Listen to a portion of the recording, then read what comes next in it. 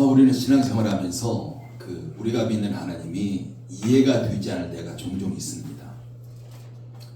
우리의 생각과 하나님 생각이 너무 다른 거죠. 그래서 왜 하나님 왜 그러실까?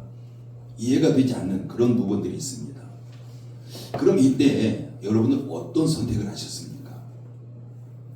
하나님께 이해가 되지 않는, 그래서 이해가 되지 않기 때문에, 아니면 내 생각을 선택하셨을까? 아니면 하나님이 이해가 되지 않아도 이해가 되지 않는 하나님을 선택했을까? 우리는 둘 중에 하나를 선택하면서 지금까지 살아왔습니다.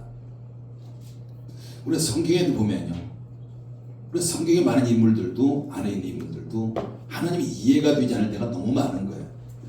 특히 우리가 시편 같은 데도 보면 하나님이 이해가 되지 않아서 하나님 앞에 하소연하고 때로는 원망하고 불평하고, 시편 이외에도 꽤 많이 나옵니다. 그 대표적인 사람이 요나입니다. 우리가 요나 이야기를 보면 하나님께 요나에게 니느웨에 가서 하나님 말씀을 선포하라고 말씀을 하십니다. 그런데 요나는 니느웨에 가서 하나님 말씀을 선포하기를 원치 않는 거예요. 하나님 왜 그러실까라는 거죠. 그런데 요나는 니느웨 사람은 너무 나쁜 사람입니다. 나쁜 정도가 아니라 그들은 너무 악독한 사람입니다. 그들이 우리 하나님 백성들을 얼마나 괴롭혔습니까? 그래서 그들은 구원의 대상이 아니라 하나님의 진노의 대상입니다. 이런 생각을 가지고 있는 거죠. 그러면서 하나님 말씀에 순종하는 것이 아니라 하나님 말씀과는 반대로, 즉 자기 생각대로 니느웨가 아니라 다시스를 향해서 배를 타고 가는, 하나님을 도망쳐가는, 이게 바로 요나의 이야기입니다.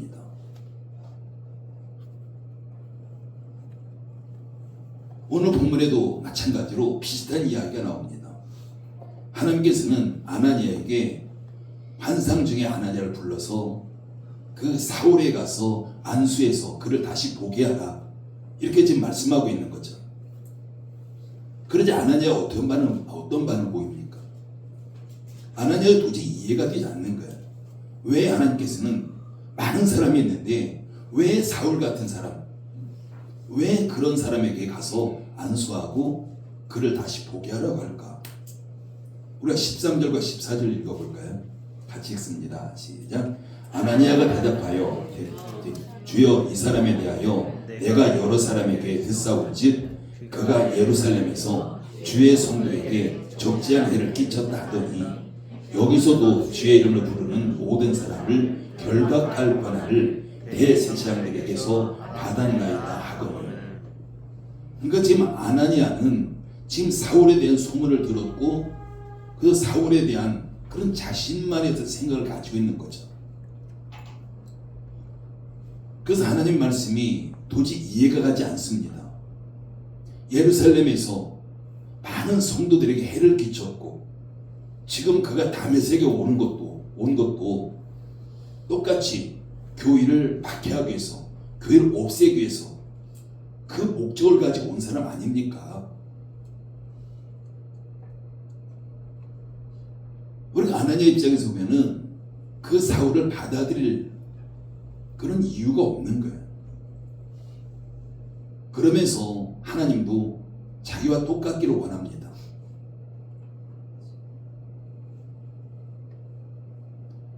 그런데 하나님께서는 왜 이런 많은 사람들이 있잖아요.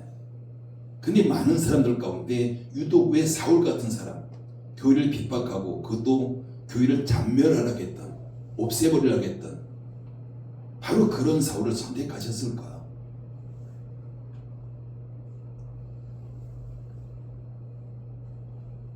이때 하나님께서는 지금 아나니아에게 여전히 가서 하나님 뜻대로 하기를 원하십니다. 우리가 알듯이 하나님은 이사야서 55장 9절에서 이런 말씀하십니다. 하늘이 땅보다 높음 같이 내 길은 너희의 길보다 높으며 내 생각은 너희의 생각보다 높음이니라. 하나님 분명히 우리에게 말씀하는 건요, 하늘과 땅을 비교합니다. 비교 대상이 안 되잖아요. 높낮이를. 근데 하나님의 생각, 하나님의 길, 하나님의 방법, 이것은 우리의 생각과 우리의 방법 다르다는 거죠. 다른 정도가 하늘과 땅의 높음처럼이라고 비교합니다. 여러분 이 말씀에 동의하시나요? 하나님이 내 생각보다 못할까요? 하나님 분명히 내 생각은 너희 생각보다 다르다라고 이야기합니다. 내 방법은 너희 방법보다 다르다라고 이야기합니다. 우리 중에 어느 누구도 하나님의 방법이, 하나님의 뜻이 내 방법, 내 뜻보다 못할 거야 이렇게 생각하는 사람 아무도 없을 겁니다. 우리는 오류가 있을지라도 하나님은 결코 오류가 없을 거야. 우리가 이렇게 인정하는 거죠. 그렇다면 우리는 하나님이 어떤 분인지 알기 때문에 우리가 어떤 상황에서도 하나님을 인정해야 되고 내 생각 내려놓고 하나님의 뜻을 선택하고 하나님 방법을 선택해야 되는, 우리가 이게 정답으로 누구나 다 잘 알고 있습니다.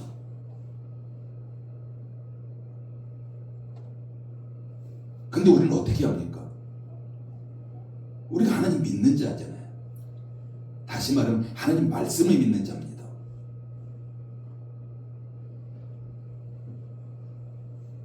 그럼 누구든지 처음부터 우리가 하나님 믿는다고 할 때 나는 하나님의 말씀 반절만 믿을 거야 라고 이렇게 시작하는 사람 아무도 없습니다. 하나님 말씀 다 믿을 거야 라고 시작해요. 근데 실제적으로 우리의 삶에서 보면은 하나님 말씀을 전적으로 믿지 않습니다. 우리 삶에서 하나님이 나보다 못할 거야 이런 생각으로 우리가 신앙생활을 해요. 그래서 내 이해와 하나님의 이해가 맞을 때 우리는 그것을 쉽게 받아들입니다.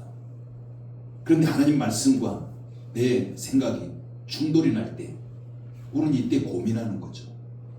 그러면서 이 정도까지는 내가 손해볼 것 같지 않으니까, 이 정도까지는 내가 손해봐도 감수할 수 있으니까 그냥 받아들입니다. 근데 결정적인 순간에는 이 정도는 아니지라는 거예요. 다 받아들이지 않아요. 이 정도까지는 내가 받아들여가지고 엄청난 손해볼 거야. 내가 망할 거야. 뭔가 잘못될 거야. 이렇게 하면서 어느 순간에는 더 이상 받아들이지 않습니다. 근데 우리가 하나님을 인정해야 되는 것은 하나님은 과거도 현재도 미래도 모두 아시는 분이에요. 근데 우리는 어떻습니까? 우리는 과거 어느 정도 알겠죠. 과거는. 근데 미래는 모릅니다. 현실도 우리가 어느 정도는 알겠죠. 완전히 모릅니다. 그럼 하나님과 우리는 차이가 나도 하나님 비교하시면서 하늘과 땅 말씀하시듯이 하늘과 땅만큼 차이 나요. 아니 그 이상 차이 납니다. 그러면서 우리는 눈앞에 보여지는 현실을 보고서 판단합니다. 그럼 당연히 하나님과 우리는 다를 수밖에 없는 거예요. 하나님 과거도 완전히 아시고 현재도 완전히 아시고 미래도 완전히 아시면서 하나님은 우리에게 말씀하시는 겁니다. 그래서 하나님께서는 과거, 현재, 미래를 아시면서 모든 일을 이루시는 분이세요. 우리가 지난 수요예배 살펴봤듯이 하나님께서는 약속을 주세요. 그런데 그 약속이 굉장히 오랜 시간 지난 후에 이루어집니다. 그래서 수요예배 살펴봤죠. 그런데 그 일을 이루어질 때 하나님의 약속을 많은 사람들이 잊어버려요. 생각하지 않습니다. 아, 그 사람이 잘못했기 때문에 이런 일이 일어나지.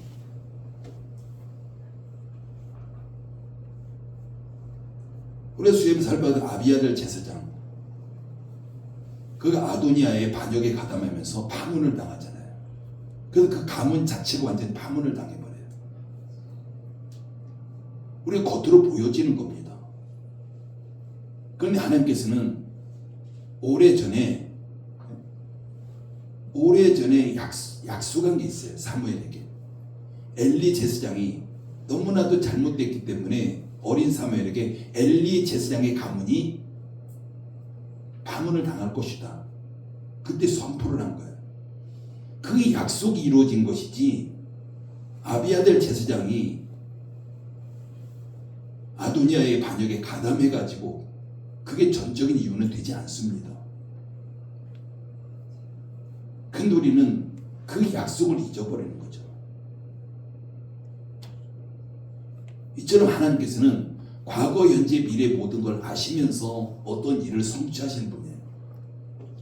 그럼 우리에게 있어서도 하나님의 일을 성취하실 때 우리의 과거를 알고 현재를 알고 미래를 아시는 분, 그 방법이 가장 완전한 방법 아닐까요? 우리는 어떤 걸 선택할 때 우리는 눈앞에 보여지는 현실, 이것만 보고서 우리는 우리의 미래를 이끌어갑니다.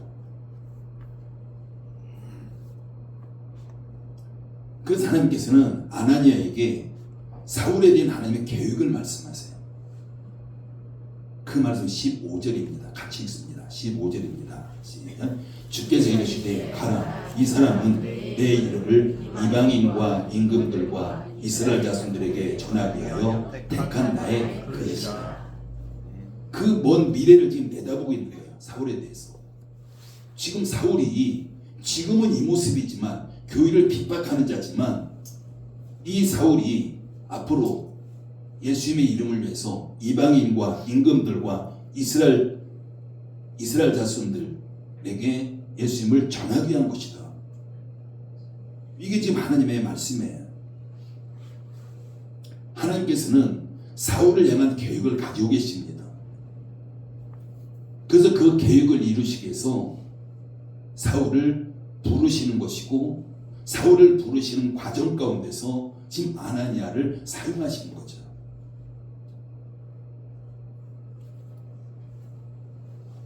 하나님께서는 사울이 어떤 자인지 모르고 부르시는 게 아닙니다. 다 아시면서 부르시는 거예요. 그를 사용하시겠다는 거죠. 그를 훈련시키고 고쳐서 하나님께 그를 사용하시겠다. 이렇게 지금 말씀하고 있습니다. 그러면서 하나님은 사울을 나의 택한 그릇이라고 부릅니다. 그러니 아나니아가 걱정하는 것은 전혀 문제되지 않는다라는 말씀이에요. 너는 지금만 바라고 걱정하고 있지만 전혀 문제되지 않는다, 이 말씀하고 있는 거죠. 여러분, 사람이 걱정하고 염려하는 것은 하나님에게도 걱정거리고 염려거리는 아닙니다. 그건 사람에게 걱정, 염려예요. 왜? 모르니까. 미래를 모르니까. 근데 하나님은 미래를 아시는 분이니까 아무리 우리에게 큰 걱정, 큰 염려라고 할지라도 하나님에게는 그건 결코 염려, 걱정 될 수가 없는 거죠. 지금 아나니아의 염려, 걱정은 하나님의 염려, 걱정 될 수 없습니다. 하나님 미래를 보셨고 미래의 사울이 어떻게 쓰임 받을 것을, 어떻게 할 것을 이미 알고 계셨기 때문입니다. 그래서 지금 하나님께서는 편견을 버리고 서로 화합할 것을 말씀하는 거죠. 그러니까 너희도 받아들여라 하는 거죠.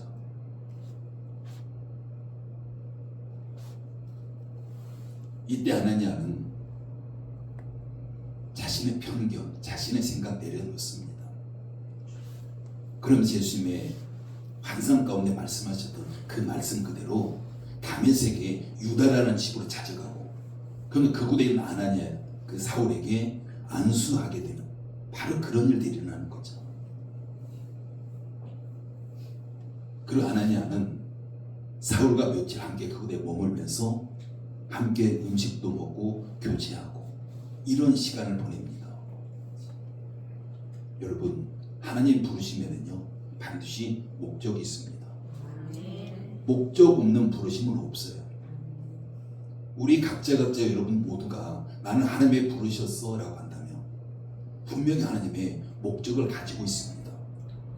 그럼 우리는 그 목적을 내가 발견하셔야 돼요. 그러면서 그 목적대로 우리는 살아가야 됩니다. 그때가 가장 행복한 거예요. 그때가 가장 축복된 시간입니다. 이 세상에 존재하는 어떤 것도 목적 없이 존재하는 것은 아무것도 없습니다. 우리가 하찮게 여기는 풀 한 포기도 반드시 목적이 있습니다. 하루살이도 목적이 있습니다. 그냥 목적 없이 존재하진 않아요.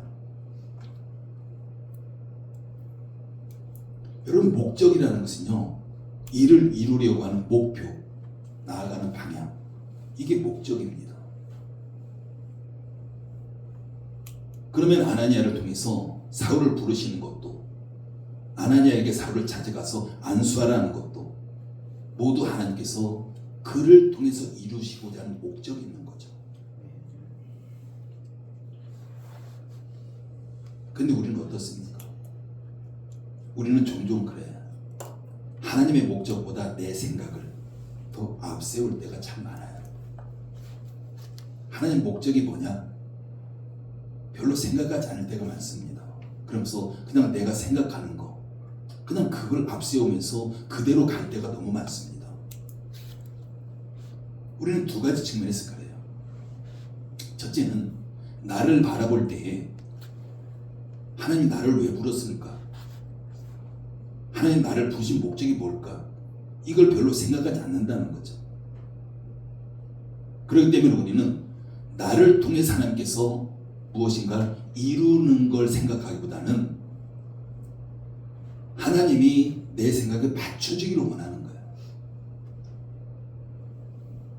하나님의 목적 생각하지 않으니까, 내 목적이 중요하니까. 우리 순서는 그렇잖아요. 하나님이 나를 부르셨다면 분명히 목적이 있고, 그 목적을 나를 통해서 이루어가야 되는데, 우리는 하나님의 목적을 생각하는 것이 아니라 내 목적을 가지고 있고, 그러면 나는 내 목적을 위해 달려가고 하나님은 내 목적을 이루시게 나를 도와줘야 되고, 이런 신앙생활 이게 너무 많잖아요.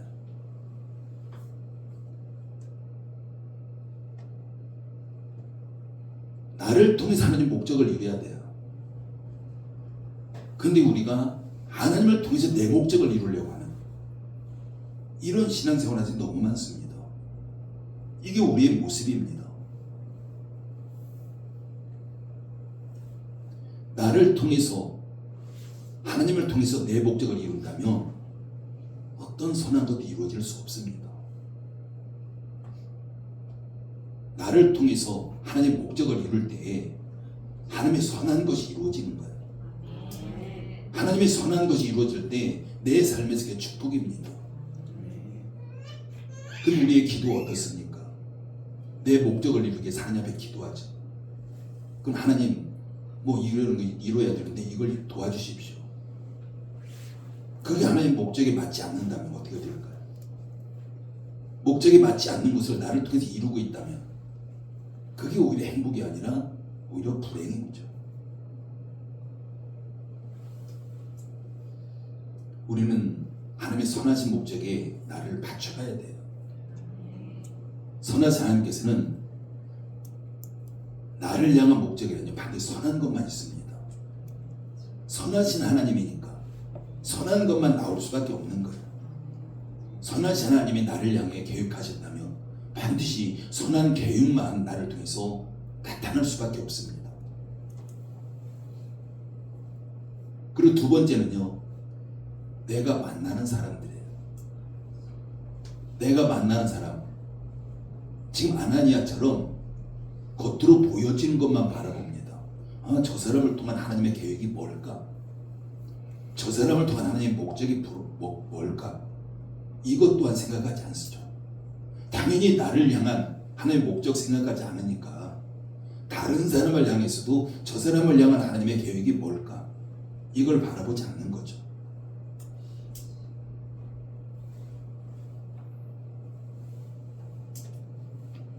그 사람을 향한 하나님의 계획, 그 사람을 향한 하나님의 목적, 이걸 바라본다면 우리가 그 사람 함부로 대하지 않습니다.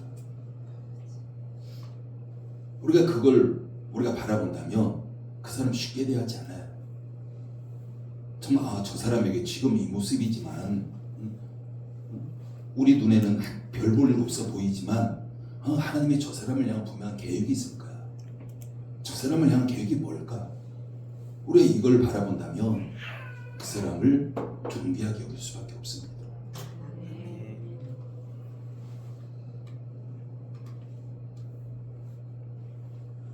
그리고 내 생각대로 그 사람 함부로 대하지 않습니다. 하나님의 계획을 바라봐야 되는데 우리는 많은 경우가 나를 향한 계획도 바라보지 않으니까 다른 사람을 향한 하나님의 계획도 바라보지 못하는 것. 그렇기 때문에 그 사람을 우리가 함부로 대하기도 하고 때는 무시하기도 하고 우리가 이 모습이 나타나는 겁니다. 우리가 이렇게 된다면 그 상대방과의 거리감뿐만 아니라 하나님과의 거리감도 생길 수밖에 없어요. 하나님은 저 사람을 귀하게 사용하기 원하시는데 내가 그 사람을 무시하고 있다면 그 자체가 하나님과의 나와의 거리가 생길 수밖에 없고 균열이 생길 수밖에 없고 문제가 생길 수밖에 없습니다.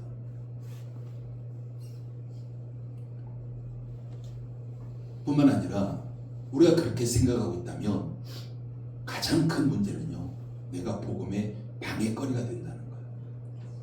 하나님은 나를 통해서 그 사람을 돕기를 원할 수도 있습니다.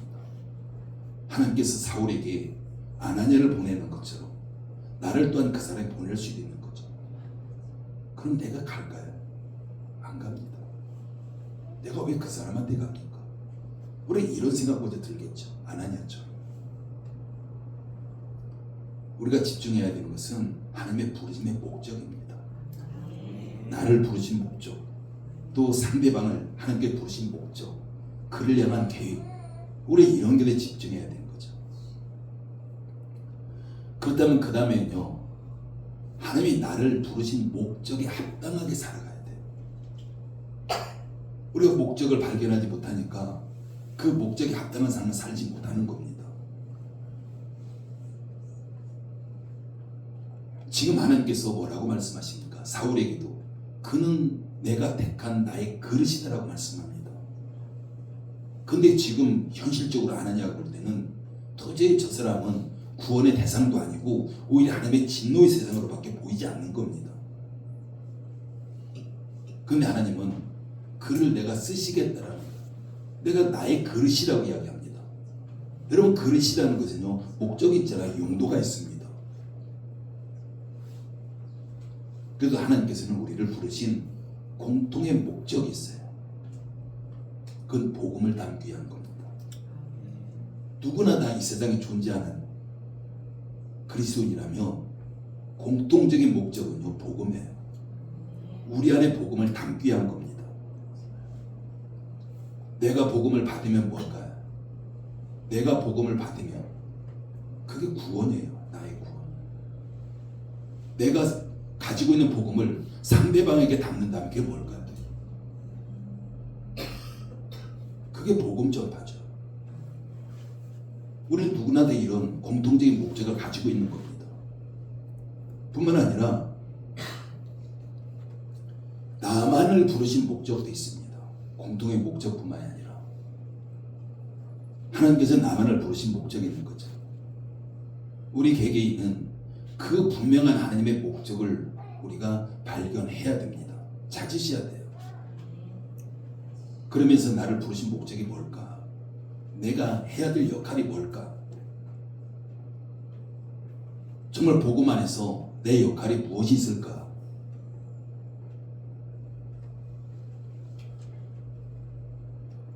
여러분, 사울 보십시오. 그리고 아나니아 보십시오. 그들 개개인의 부르신 분명한 목적이 있잖아요. 아나니아도 신실하게 잘 감당했고 사울도 그 후에 하나님께 부르신 목적에 신실하게 그는 감당했습니다.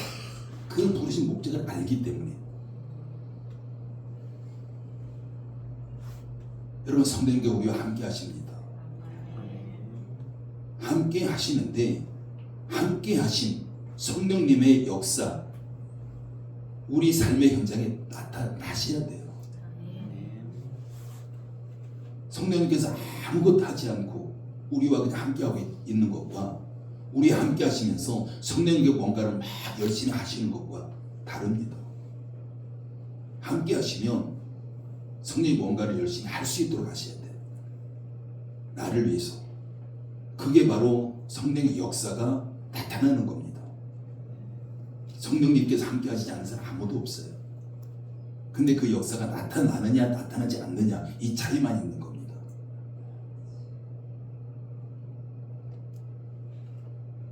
내가 부르신 목적대로 살아갈 때, 부르신 목적에 충실할 때 나와 함께하는 성령님은 나를 향해서 일하신다는 겁니다.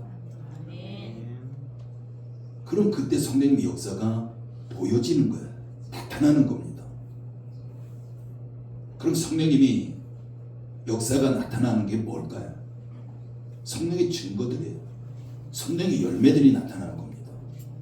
이것은 내가 부르신 목적대로 살아갈 때 그런 증거들, 그런 열매들이 나타나는 거죠. 내가 목적과 정반대대로 살아가는데 성령님이 어떻게 하시겠습니까? 그냥 안타까워서 하는 거예요. 그냥. 성령님은 우리 함께 하시면서 안타까워만 하시는 거죠. 뭔가 할 수 있는 게 없는 거죠.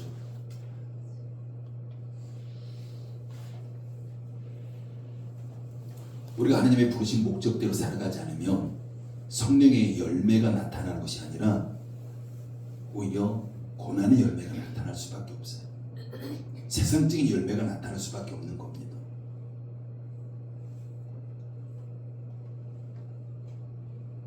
하나님의 나를 부르신 목적 없는 사람 아무도 없습니다. 그러면 여러분 각자에게 하나님께 부르신 목적이 있다는 것이 어떤 의미일까요? 부르신 목적이 있다는 것은 그 목적대로 우리가 곧바로 쓰임 받을 수는 없습니다. 여러분 사울을 보십시오.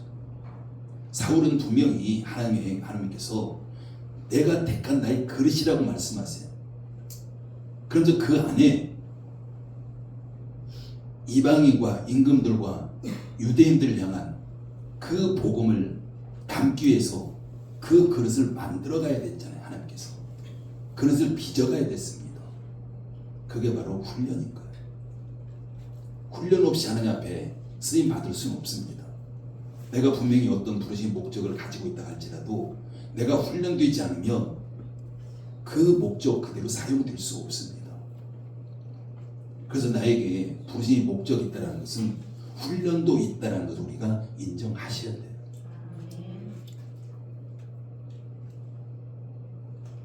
그런 그 훈련을 우리가 견뎌가야 되는 거죠. 훈련이 즐거울까요? 결코 즐겁진 않습니다. 훈련은 힘들어요.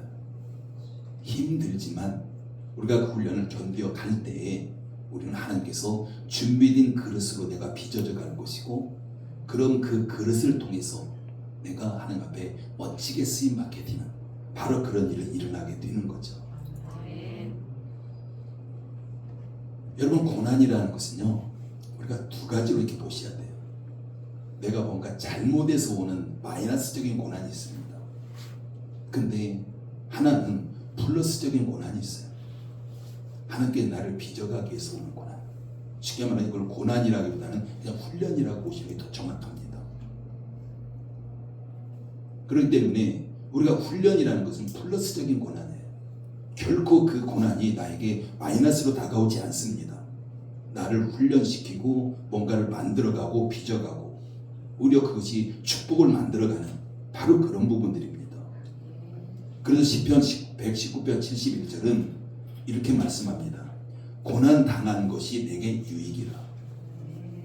이 고난은요 마이너스적인 고난이 아닌 거죠. 플러스적인 고난이에요. 고난 당한 것이 나에게 유익이다.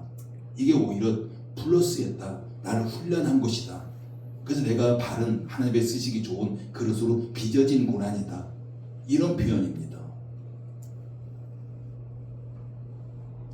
우리가 정리해 봅니다. 하나님께 우리 각자에게 부르신 목적이 있습니다. 결국 그냥 부르시지 않아요. 그냥 우리는 어떤 목적 없이 그냥 하나님의 자녀야. 그냥 이 땅에서 하나님의 자녀로서 그냥 복받고 잘 사는 거야. 이건 없습니다. 그리고 하나님은 우리에게 목적이 있다면 분명히 그 목적대로 나를 사용하시길 원하시는 겁니다. 이 땅에서 뭔가를 그 목적대로 쓰임받기를 원하시는 거예요. 그렇다면 우리는 그 목적을 분명히 찾아야 되고 그 목적을 찾아서 내가 훈련받아서 그 목적대로 쓰임받아야 되는 거죠. 이게 이 땅에서 그리스도인의 삶입니다. 그럴 때는 훈련이 힘들다고 해서 훈련에 소홀하게 된다면 우리는 하나님께서 목적을 가지고 있지만 그 목적대로 쓰임받지 못하는 그런 사람이 되는 거예요. 우리가 가만히 있어도 이룰 수 있는 건 아무것도 없습니다. 여러분 신앙 성장을 원하시나요? 믿음이 더 좋아지기를 원하시나요? 그럼 뭔가를 하셔야 돼요. 내가 원한다고 해서 저절로 이루어지지 않습니다. 성장하기를 원한다면 한 걸음 내디뎌야 됩니다. 그 다음에 거기서 한 걸음 더 내디딜 때 우리는 계속해서 성장해 갈 수가 있는 겁니다. 여러분 이렇게 기도하면 될까요? 하나님 내 신앙 성장하게 해주십시오. 우리가 다니엘 기도해 보니까요 그런 기도 참 많더라고요. 하나님 내가 살아날 수 있게 해주십시오. 그리고 가만히 있으면 될까요? 하나님 나를 신앙 믿음 성장하게 해주십시오. 열심히 기도하고 가만히 있으면 믿음이 성장하나요? 내가 누구를 사랑하게 해주십시오 해놓고 가만히 있으면 사랑해지나요? 결국 그런 일이 일어나지 않습니다. 내가 한 걸음 내디뎌야 돼요. 성장하기 위해서는 한 걸음 싫어도 힘들어도 나가야 됩니다. 가만히 있어도 하나님께 해주실 것 같으면 왜 우리가 복음을 전하러 나갑니까? 선교사들이 왜 나가요? 이 땅에서 교회에 앉아서 그냥 기도만 하면 되지. 우리가 기도했다는 것은 내가 기도한 그대로 살겠습니다. 그대로 살아갈 때 하나님이 나를 도와주시는 겁니다. 그게 기도예요.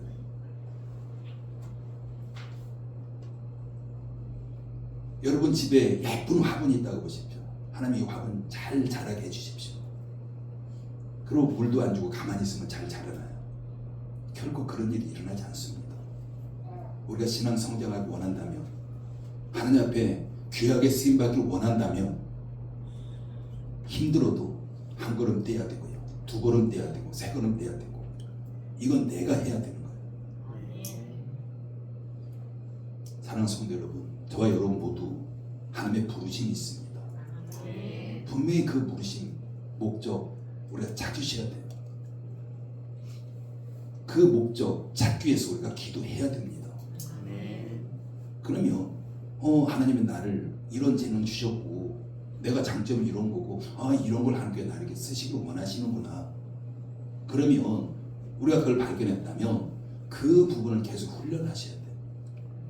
훈련할 때 우리는 더 멋지게 하나님 앞에 쓰임받는 그릇이 될 것이고 하나님의 쓰임받는 그릇이라는 것은 그게 바로 축복된 인생을 살아가는 겁니다. 내가 준비되지 않았는데 하나님께서 아무리 부어주신들 그건 내 것이 될 수 없는 거예요. 그래서 우리 모두는 훈련이라는 그런 과정을 인정하셔야 되고요. 힘들어도 훈련하면서 우리가 비저적 할 때에 하나님 앞에 바친 축복의 그릇으로 쓰임받게 될 줄 믿습니다. 기도합니다. 아버지 하나님 은혜를 감사를 드립니다. 우리 누구에게나 하나님의 부르신 분명한 목적이 있습니다. 우리 각자가 그 부르신 목적을 우리가 찾고 발견하면서 우리가 훈련까지 통과하고 하나님의 멋진 그런 그릇이 되기를 원합니다. 하나님 열린문교를 사용하시고 열린문교의 성도 한 사람 한 사람을 하나님께서 멋지게 사용해 주셔서 하나님의 영광이 드러나고 우리에게 그 영광 가운데 거하는 놀라운 축복된 인생이 될 수 있도록 역사에 주시옵소서. 예수님의 이름으로 기도드립니다. 아멘.